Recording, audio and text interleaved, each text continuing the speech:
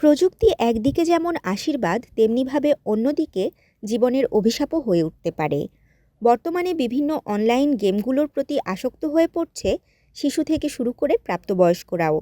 শুধু ছেলেরাই নয়, আসক্ত হয়ে পড়ছে মেয়েরাও।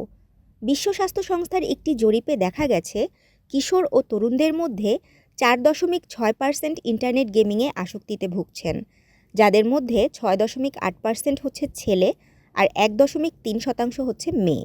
অনলাইন গেমসের প্রভাব শুধুমাত্র ব্যক্তিজীবনেই ফেলছে এমন নয়, এতে করে হুমকির মুখে পড়ছে সামাজিক ও সাংসারিক জীবনও। ঘটছে বিচ্ছেদের মতো মর্মান্তিক ঘটনা।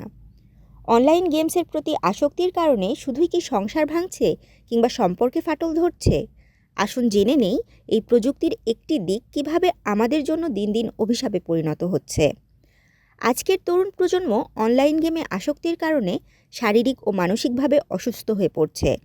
এই বয়সে অতিরিক্ত গেম খেলার ফলে তাদের দৈনন্দিন চিন্তা চেতনা ও আচরণের উপর বিরূপ প্রভাব পড়ছে, যা তাদের সামাজিক দক্ষতাকে কমিয়ে দিচ্ছে।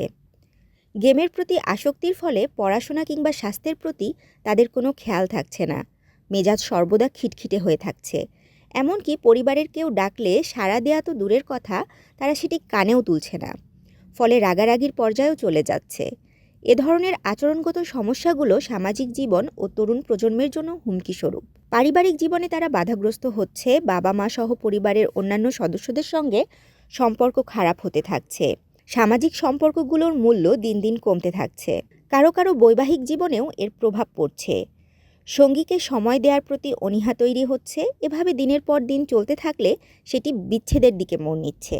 এমনকি গেমের বিষয়বস্তুর ওপর ভিত্তি করে আচরণগত পরিবর্তনও দেখা দিচ্ছে। নিজের মধ্যে আত্মহত্যার প্রবণতা বা অপরকে আঘাত বা হত্যা করার প্রবণতাও বৃদ্ধি পাচ্ছে। এই অনলাইন গেমিং আসক্তি থেকে তরুণ প্রজন্মকে বের হয়ে আসতে হবে, তবেই তারা একটি সুন্দর জীবন, সমাজ ও দেশ গঠনে ভূমিকা রাখতে পারবে। তাশরিফা তৃষা, তরঙ্গ টিভি।